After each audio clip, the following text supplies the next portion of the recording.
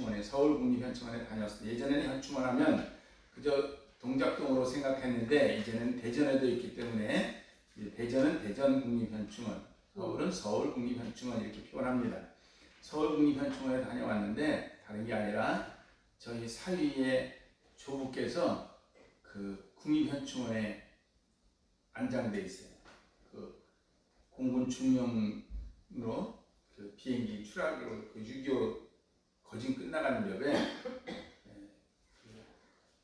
사고를 당해가지고 국립현충원에 묻혀 있습니다. 그런데 그 조모께서 이제 얼마 전에 하나님의 부름을 받아서 그 옆에 묻혔어요. 그래서 하반 시간에 저보고 와서 기도 좀 해달라 그래서 가서 이렇게 하는 동안에 가봤습니다. 그러면서 저로서는 마음이 새로웠어요. 왜? 저희 초등학교 때 가봤던 기억이 있거든요. 저희들 초등학교 때 제가 어린 마음에 그 가졌던 기억 중에 하나는 뭐냐면 맨 입구 쪽에 이렇게 보니까 무명용사의 묘 그래서 쫙 있는데 무명용사의 묘라고 하는데 다른 거 하나도 없어요. 요만한 나무로 그냥 하얗게 칠해놓은 나무만 쫙 심겨져 있는 거예요. 수도 헤아릴 수 없죠. 6.25 때 몇 명이 죽었는지도 모르는 거죠. 그런데 그들의 희생이 오늘 우리를 있게 하는 거예요. 뭐 현충원이 얼마나 잘 가꾸어지고 규모가 갖춰지고 아름답게 한들 그 안에서 희생하신 이들이 말하진 않죠. 그러나 또한 그 역사로 말을 해갑니다. 우리가 구원받는데도 예수님이 희생이 계셨던 것처럼 한 나라가 쓰든지 어느 공동체든지 서가기 위해서는 반드시 누군가가 희생을 합니다. 그래서 한 가정이 든든하게 사는데 보면 어머니의 희생이 절대적이죠. 그래서 가정주부들이 희생함으로 가정이 씁니다. 요새는 문제가 뭐냐면 가정에 있는 사람들이 서로서로 희생을 안 한다는 거예요.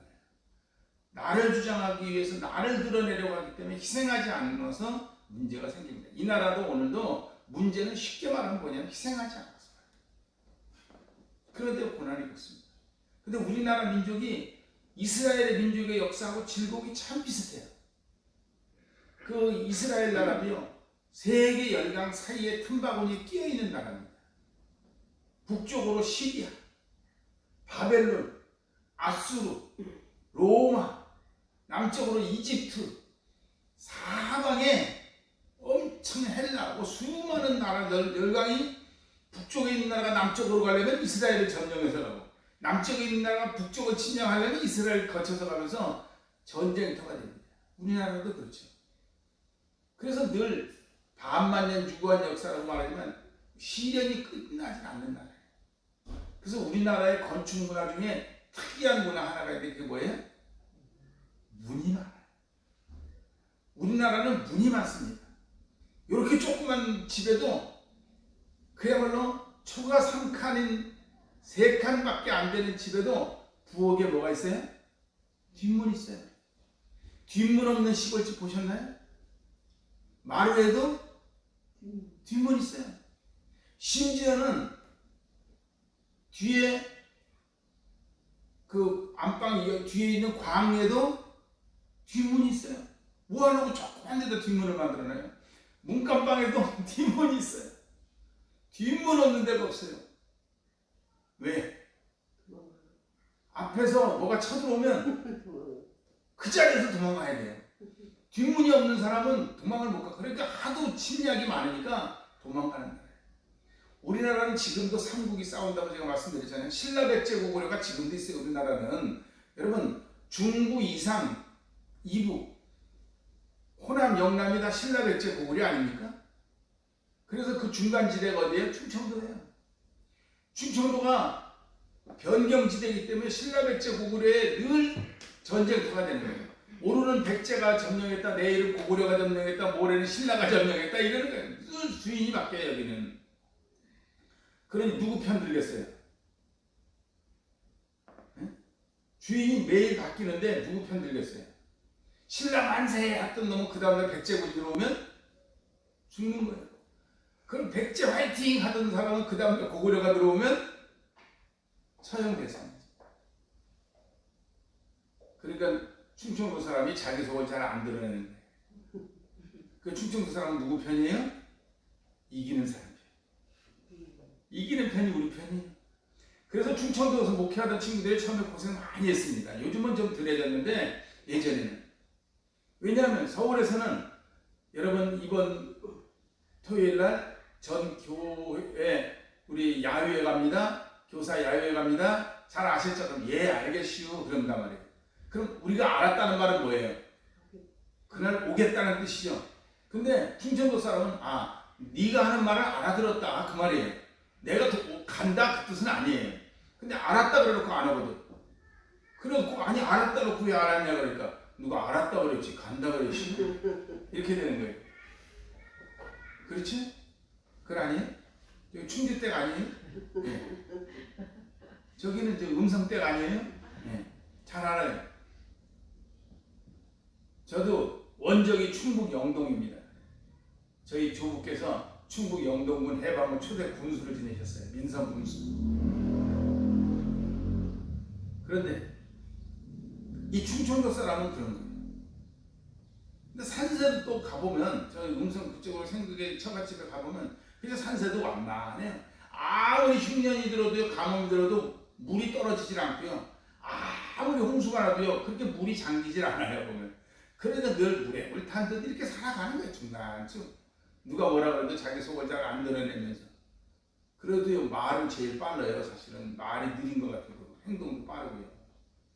그러니까 충청도 사람 말이 빠르잖아요. 뭐 죽었습니다, 돌아가셨습니다, 뭐 어쩌고저쩌고. 충청도는 뭐라 그래? 가시겠구나. 얼마나 빨라요. 가시겠다 그러네요. 그런 문화가 우리나라에는 역사적으로 있어요. 그래서 아픔이 얼마나 많은 민족인지 몰라요. 이 나라는 지금도 치열하잖아요.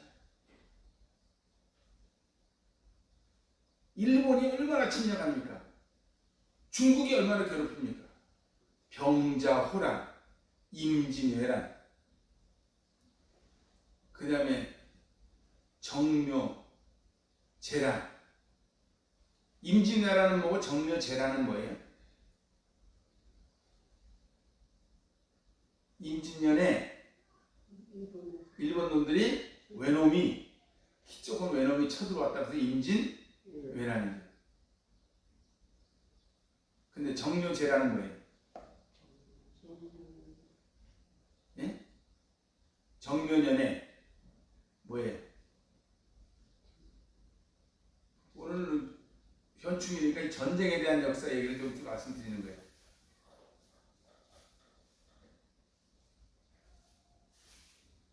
그로부터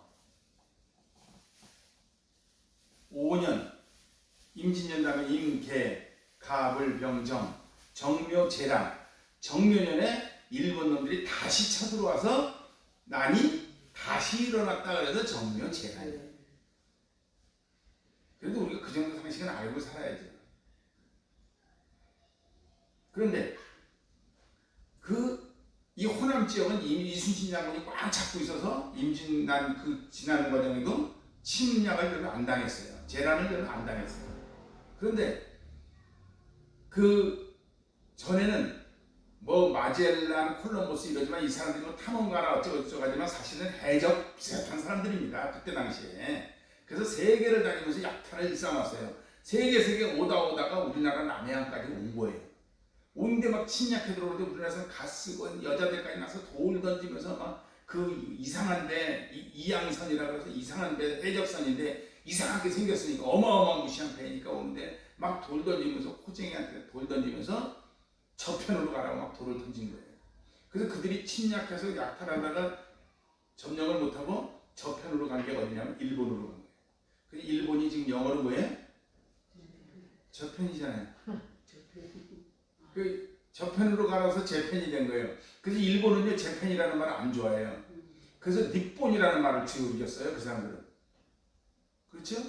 닉본이라는 건 세계 공식적으로는 왜 유럽에서 그런 걸 다 정했기 때문에 유럽 그 서양 포정이들이 일본을 점령하면서 여기가 어디였더라? 저쪽에서 저편이 그랬거든. 그러니까 저편이라고 해서 재편이 된 거예요.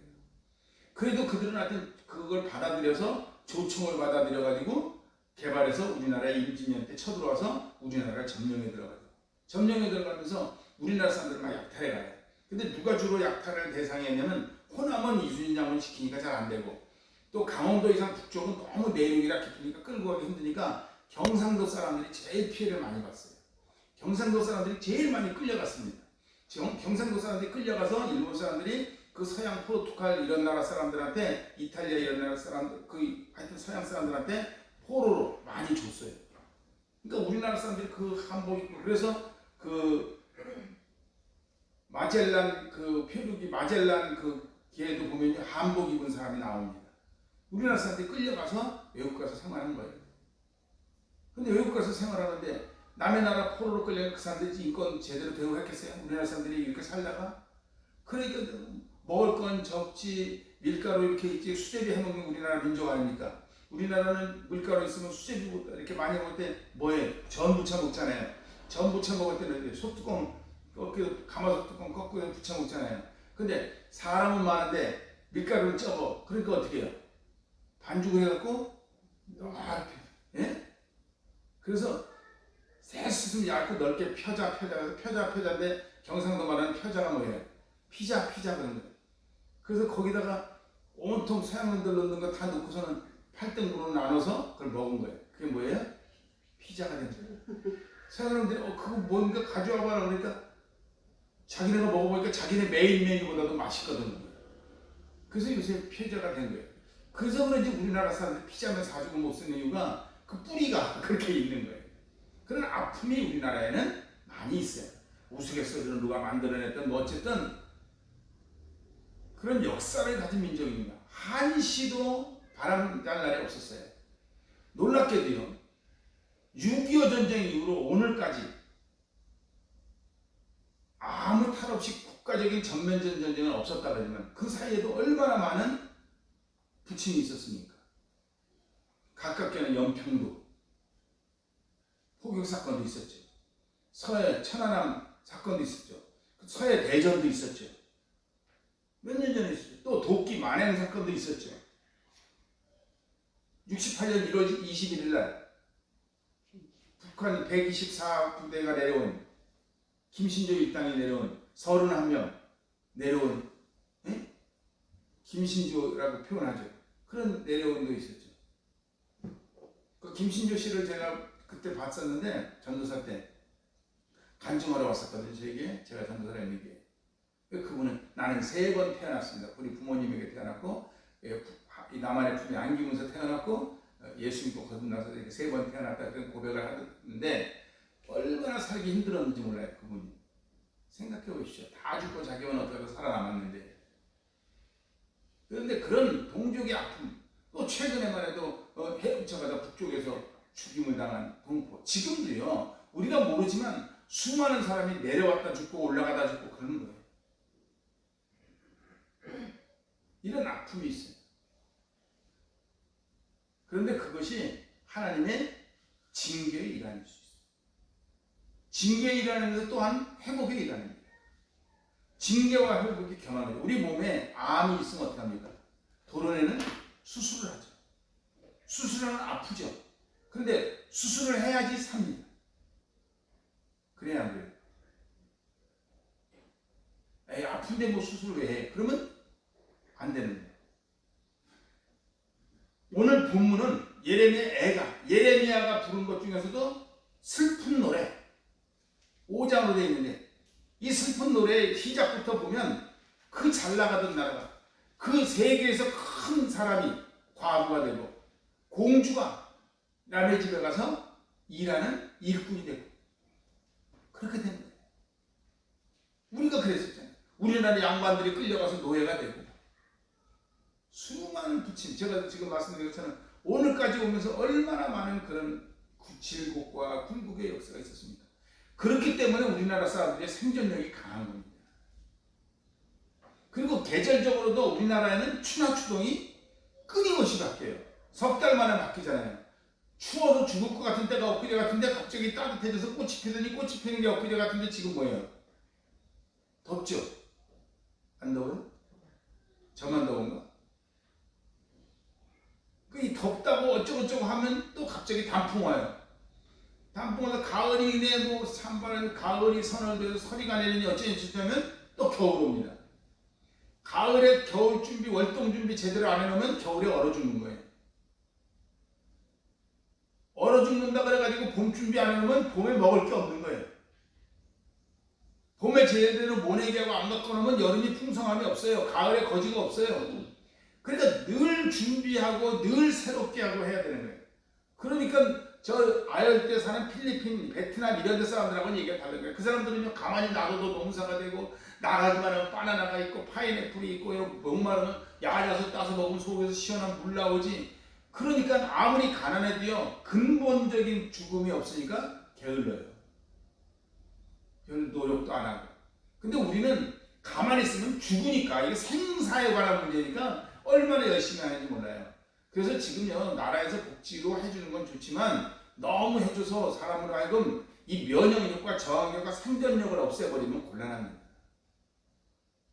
아무튼 지금도 현충원에 가면 아마 오늘 현충원 얘기가 사람도 어마무시하게 많을 거고 울고 있을 거예요. 저는 어렸을 때 제가 목회하면서도 현충일과 3.1절 이럴 때는 수시로 우리 아이들 데리고 탁골공원에 가고 그 현충원에 가고 그랬었어요. 거기 우리 관계되는 사람은 없지만 나하고는 관계되는 사람은 없지만 그것도 감사할 일이지만 관계되는 사람 없다고 해서 나와 상관없는 게 아니잖아요. 권사님 오늘 오시면서 그러시더라고요. 국기 다는 사람이 당신 아파트에서 권사님밖에 없대요. 어디 국기 다셨습니까? 왜 옆에 보세요? 내가 달았냐고 물어보는. 4번 달았는데 오늘 안 달은 거야. 아니 왜 이가 안 달았으면 내가 달건 되지 왜 안 달면 이 탓이니? 아니 오늘따라 안 달아갖고 목사님도 물어봐. 어디 신권사님 다셨어요? 모르겠어요. 잘 모르는 거는 안 달았다는 뜻이거든요. 어디 신권사님 다셨어요? 시문보건사님 모른다는 얘기를 안 달았다는 뜻이에요. 그렇죠? 여러분 그 결혼을 하자 그럴 때 청혼을 받았을 때 모른다는 얘기는 오케이라는 뜻이고, 그렇죠? 돈 빌려달라는데 생각해보게 된다는 얘기는 안 된다는 뜻이에요. 그렇죠? 같은 생각해본다는 얘기도 얘기가 다른 거예요. 아, 나랑 결혼합시다 때 생각해볼게요 그런다는 건 예스고, 돈 빌려달랄 때 생각해본다는 건 노죠. 그 말이에요. 다셨어요? 안 다셨어요? 여기 다른 집 심정미 권사님 한 분밖에 없고, 다행히 여러분이 다 다른 걸로 들어가는 건 뭐냐면 여러분이 다니는 성축교회가 십자가를 달았어요. 아니 태극기를 달았어요. 오늘은 태극기를 조기라고 해서 반 내려서 달지.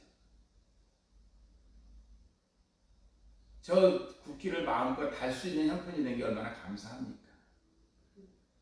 우리가 일제시대 때 있으면 상상도 못할 일이고, 우리가 적화 통일이 됐다면 상상도 못할 일 아닙니까? 하나님의 은혜, 그걸 감사하는 일환으로 가실 필요가 있는 거예요. 범사에 감사하는 우리가 되실 수 있길 바랍니다. 제가 이거 써놨지만 예레미야가 슬픈 노래를 부른 것처럼 애가를 부를 줄 모르는 사람은 환희의 창가의 의미를 모릅니다. 우리 그런 말 있죠. 눈물의 빵을 먹어보지 않은 사람은 인생을 논할 자격이 없다. 눈물의 슬픔의 노래를 불러보지 않은 사람은 인생을 모릅니다. 오늘의 아이들의 문제는 이 눈물의 빵, 눈물의 노래, 애가가 없다는 거예요. 결국 애가라고 해봤자 실현당한 얘기 정도나. 오늘 슬픈 노래가 울려 퍼지는 데 아닙니까? 그 현충일의 노래 들으면 이렇게 노래가 장중하면서도 슬프죠. 나라를 위해서 희생하신 분. 오늘도 우리가 희생하진 않아도 희생의 현장을 보는데, 하나님이 이런 고난을 주시는 것, 이 잘 나가던 것이 마지막 애가의 결론은 뭐냐면 하나님의 진노로 인해서 된 거랍니다. 그래서 오늘도 우리도 이 환희의 창가가 부르기를 원하면서 진노의 현상, 진노의 원인, 진노의 의미, 그래서 결국 해결책까지 함께 생각하면서 이 애가가 찬가로 변화될 수 있기를 바랍니다. 크게 말하면요, 진노를 당한다는 얘기는 세 가지 의미가 있어요. 하나는 보호받지 못한다는 거예요. 하나님의 진노 아래서 보호받지 않아요. 보호해주지 않습니다. 국가가 없어지면 보호를 못 받습니다. 우리가 일제에 있을 때 우리 보호해주는 민족이 아니에요. 그리고 보호를 받지 못하니까 평안이 없습니다. 내일 어떻게 될지 모르는 거예요. 오늘 하루하루 사는 거예요. 뿐만 아니라 삶 자체가 수치스럽습니다. 오늘 살아가면서도 수치스러운 삶을 살거나 평안이 없거나 보호를 받지 못하면 이건 하나님의 진노 아래 있는 거예요. 그래서 예수님이 나타나셔서 제일 먼저 하신 말씀은 뭡니까? 샬롬, 내가 너희에게 평안을 주노니. 여러분, 하나님의 은혜로 평안을 얻을 수 있게 되길 바랍니다. 유비무한, 준비를 해야 평안은 있는 거예요. 하나님의 진노의 형태가 크게 세 가지입니다. 이거 3종 세트라고 제가 새벽기도 때도 말씀드리죠. 에스겔 때도 나오고 구약성경이 끊임없이 나옵니다. 하나님의 진노가 임하면 이 세 가지 현상이 나타납니다. 칼과 기근과 전염병. 그래서 전쟁과 굶주림과 전염병. 여러분, 이거 전 세계적인 팬데믹, 이 코로나19는 하나님의 진노의 한 표현입니다. 전쟁이 끊이질 않죠. 또한 거기에 굶주림이 동반됩니다. 영적인 굶주림이 오면 안 되죠.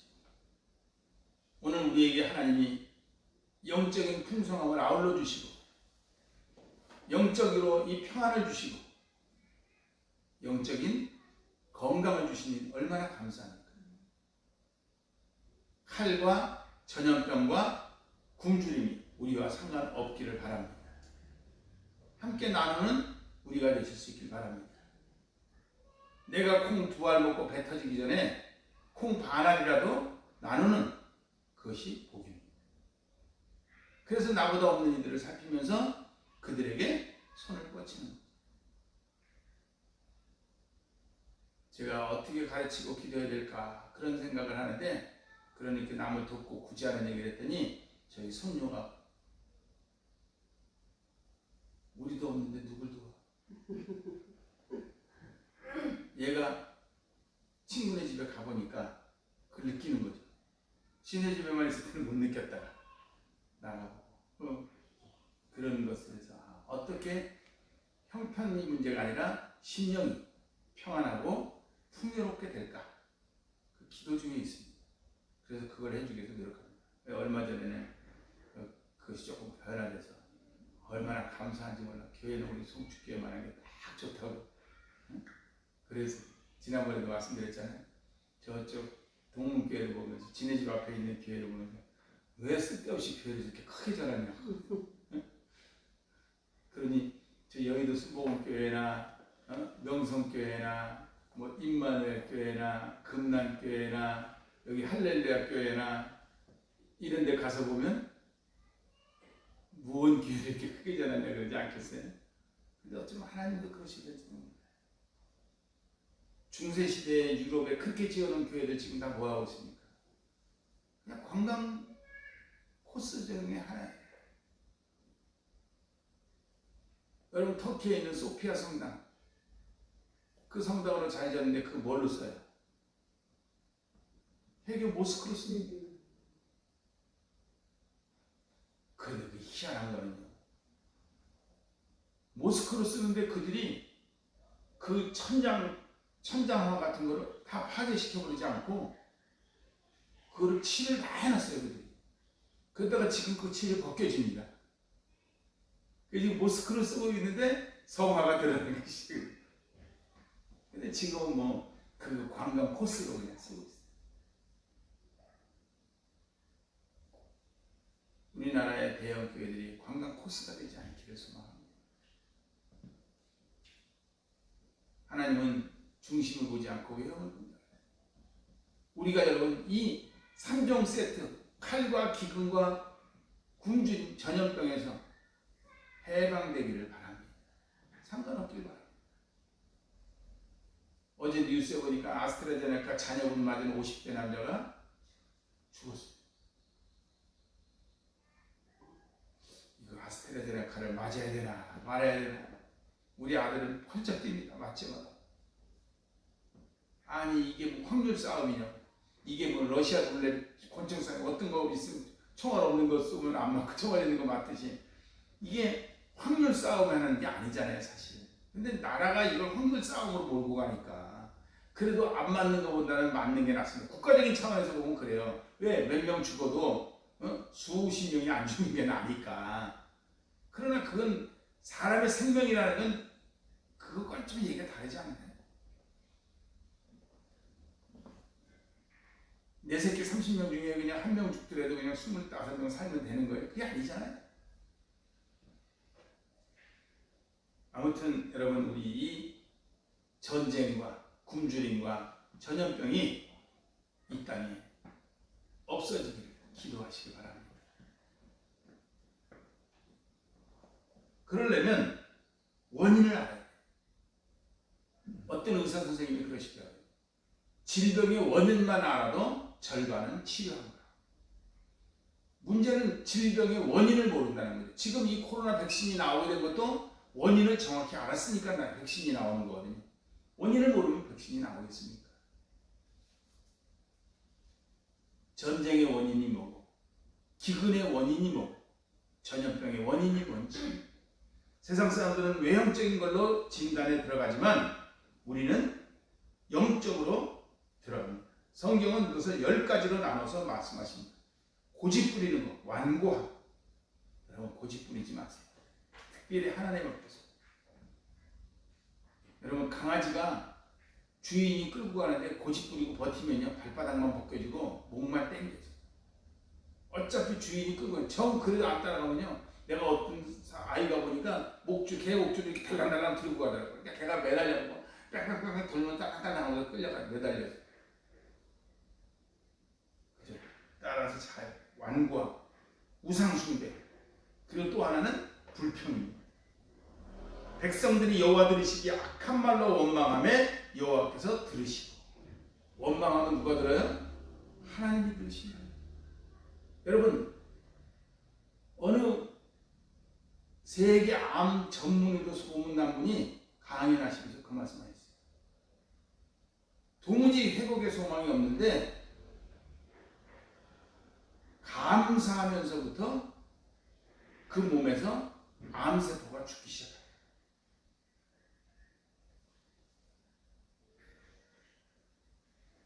불평과 원망은 사단이 주는 가장 큰 선물이에요. 그러니까 사단이 주는 선물이니까 좋아요, 나빠요? 그거만 안 돼.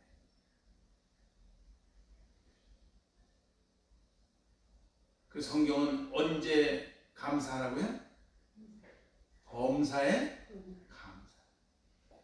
하나님을 사랑하는 사람들 그 뜻대로 부르심은 이민이들에게는 모든 것이 합력하여 선을 이룬다. 잘못되어 보이는 것까지도 결국은 합력해서 선을 이룰 줄 믿으시기 바랍니다. 그러니 결국은 선을 이룰 거니까 내가 이 섭리와 경륜의 뜻은 아직 잘 못 깨닫지만 이렇게 이어진 그 다음은 선일 테니까 그걸 생각하면서 선으로 인도해 가실 하나님의 경륜을 깨달으면서 감사하는 거죠.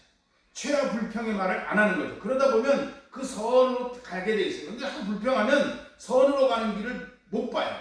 그리고 자꾸 나쁜 길로 가는 길로 떨어지는 거죠. 오늘 하루만이라도 우리 입에서 불평이 사라질 수 있기를 바랍니다. 이게 아주 중요합니다. 그리고 탐욕이. 하나님이 탐욕하는 사람들을 징계합니다. 그래서 성경이 재미있는 표현인데 그들이 고기가 그 탐욕스럽게 하나님께 불평을 하면서 고기 달라고 그러니까 하나님 매출하게 주십니다. 주시지만 그걸 먹으면서 아직 고기가 이 사이에 끼어 있는데 성경이 얼마나 절묘하게 표현하지 뭐예요. 고기가 아직 이 사이에 끼어 있을 때 하나님의 진노가 이것입니다. 하나님은 탐욕을 싫어해요. 아름다운 선한 보편적인 욕망은 필요합니다. 우리가 수면욕이 있어야 돼요. 잠이 안 오면 곤란합니다. 식욕이 있어야 돼요. 그렇죠? 수면력, 식욕. 그러나 적당히 있어야 돼요. 수면력이 24시간 있으면 곤란하죠. 식욕이 너무 많아가지고 몸무게가 150kg씩 되면 안 되지. 그런데 한없이 먹어요. 탐욕스럽게. 얼마를 받아야, 얼마가 있어야지 만족하시겠습니까? 내 주머니에 얼마가 있으면 만족하시겠습니까? 내 통장의 잔고가 얼마가 되면 만족하시겠습니까? 하나님이 탐욕을 싫어하세요. 탐욕에 의해서 진노가 임합니다. 그리고 또 비방하는 거예요. 비방받을 만한 사람을 비방하는 건 괜찮습니다. 근데 놀랍게 가만히 보면요, 비방받을 만한 사람인 더 남을 비방하는 거예요. 비방을 받아야 마땅한 사람이 남을 오히려 비방을 잘하고, 남을 비방할 만한 사람은 오히려 비방을 안 하고 자기를 돌아봅니다. 희한하게. 오늘 우리 입에서 비방이 없어지기를 바랍니다. 그리고 또 하나는 방자합니다. 오만 방자하다 그러죠. 교만하고 곤란하다. 교만은 패망의 선봉이라고 했어요. 하나님의 은혜로 살게 되는 거지 우리 능력으로 살게 된 겁니까? 뭐 전에는 내가 능력이 없어서 망했습니까? 우리가 이만큼 살게 된 것은 하나님의 은혜입니다. 아닙니까? 우리가 이렇게 잘 나가게 된 거 여러분이 잘나서 그렇습니까? 어쩌면 이렇게 문화와 문명이 발달했습니까? 나는 이런 거 뭐 컴퓨터로 뭐 만들어내고 뭐 하는 사람들 보면 신기해요. 우리나라 사람들 참 그게 빨라. 휴게소 가서도요, 가서 떡떡 쳐놓고 나면 뭐 심지어 라면 하나를 주면 또 라면 매운맛으로 하십니까? 순한맛으로 하십니까? 중간맛으로 하십니까? 또 중간에 결제하세요. 그 페이로 중간에 결제됐습니다. 그러면 몇 번 참고해서 띵동 그 순한맛 찾아가세요. 얼마나 대단합니까?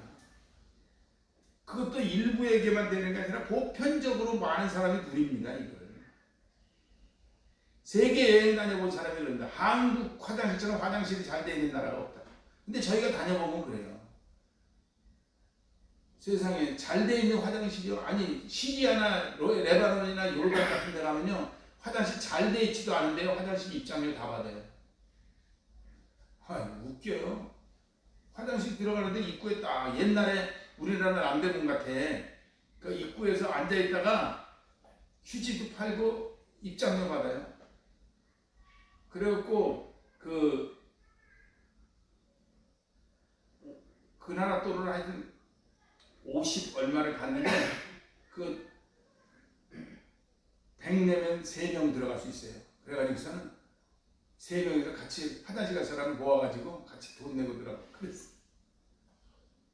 그런데 들어가 보면요, 우리나라 화장실, 아이고 우리나라 화장실은요 완전히 여기는 호텔 로비요. 미국도 고속도로 가다 화장실 가보면 우리나라만 못해요. 우리나라 얼마나 잘 돼 있습니까? 이게 우리의 자랑이요 능력입니까? 하나님의 은혜입니다. 오만하고 방자하고. 저는 몰랐는데 우리 권사님이요, 81세 된 노 권사님이 방탄소년단이 얼마 배당 받았는지도 알아요. 아까 오시면서 그러더라고요. 207억씩 배당을 받았대 걔네. 근데 그 배당 꼭 받은 것만 그렇지 그 외에 알파가 얼마나 많겠습니까? 근데 놀라지도 않아요. 우리는 끝값이 하나님의 은혜입니다. 방자하게 해서 옛날부터 내가 잘나게 돼 있던 것처럼 생각하면 곤란해요. 우리 인간은요 아무것도 아니에요. 인간이 별거 있습니까?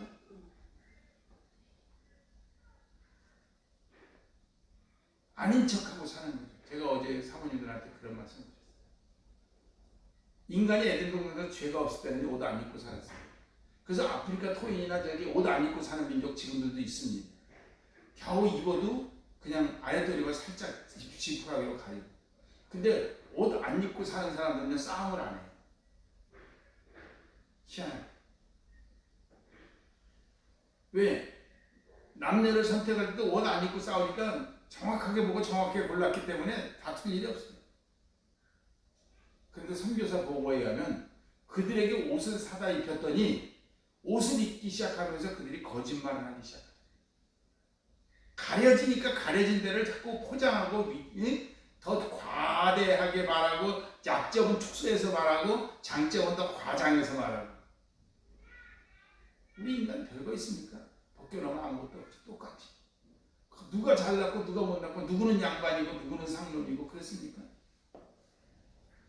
아무리 잘난 부자도요, 일주일만 굶겨놓으면요 보리개떡도 맛있다고 먹어요. 우리는 겸손해야 됩니다. 앙자하면 곤란해요. 그리고 망한 도시에 공통점이 세 가지 있습니다. 폼페이 같은 데도 그렇고 망한 도시에 세 가지 현상이 있는데, 하나는 뭐냐면 이 대중탕, 이 사우나. 우리나라가 이 찜질방 문화가 어마어마하게 발전하지 않았습니까? 근데 그런 게 오다 보면 필수적으로 따라오는 게 뭐냐면 음행. 그래서 망한 도시의 또 하나의 특징은 이 소위 율락가가 있다는 거죠. 율락가, 우리나라도 엄청나게 발달하지 않았습니까?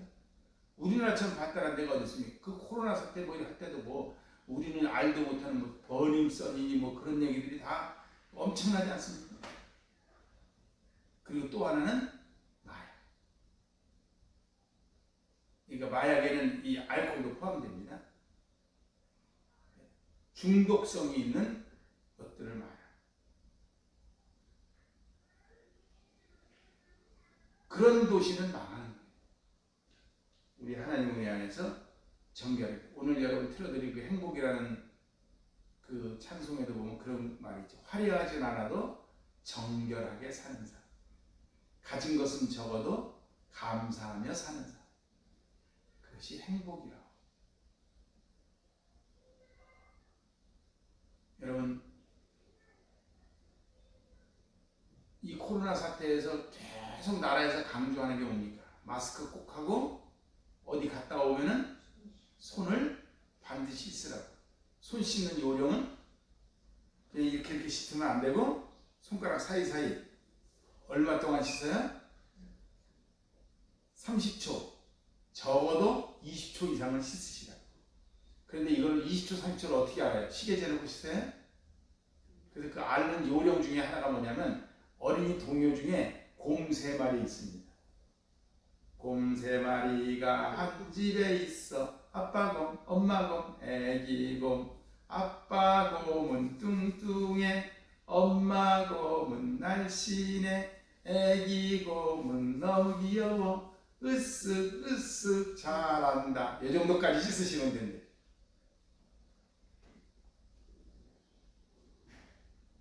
이게 아주 중요해요. 오늘 정결하게 되는 우리가 되실 수 있길 바랍니다. 그리고 거역함, 또 마지막 배교, 그리고 예레미야를 통해 주시는 사악함. 참 현대인들이 사악해.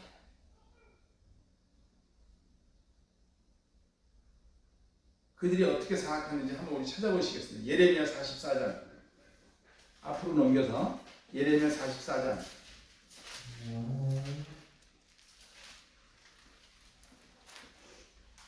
3절로 6절까지 쭉 있습니다. 시작. 이는 그들이 자기나 너희나 너희 조상들이 알지 못하는 다른 신들에게 나아가 분향하여 섬겨서 나의 노여움을 일으킨 악행으로 말미암음이다.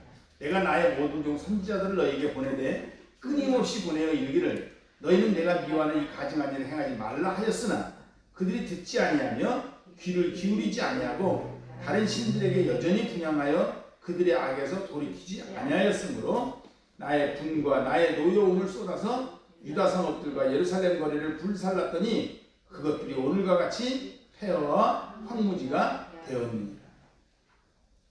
하나님이 끊임없이 경고하고 끊임없이 알려주는데도 불구하고 안 돌이키는 거죠. 그래서 이 진노의 원인이 이런 건데 의미는 뭐냐? 징계가 있죠. 징계하는 고통이 따릅니다. 그러나 잊지 말 것은 단순한 징계와 고통은 저주지만 여기에는 사랑이 표현됩니다. 사랑의 징계, 사랑의 고통입니다. 왜? 치료하기 위해서. 그래서 이 진노를 통해서 이 징계가 오므로 치료의 역사가 일어납니다.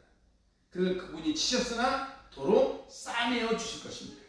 그래서 겸손하게 하고 기도하게 하십니다. 오늘 겸손하게 기도하는 가운데서 오늘의 애가가 환희의 성가로 변화될 수 있기를 바랍니다. 그래서 현충일을 맞이해서 애가를 부르는 이들이 많지만 그들이 모두 이제는 찬가를 부르는 이들로 승화되기를 함께 기도하는 현충일이 되시기를 바랍니다. 기도드리시겠습니다.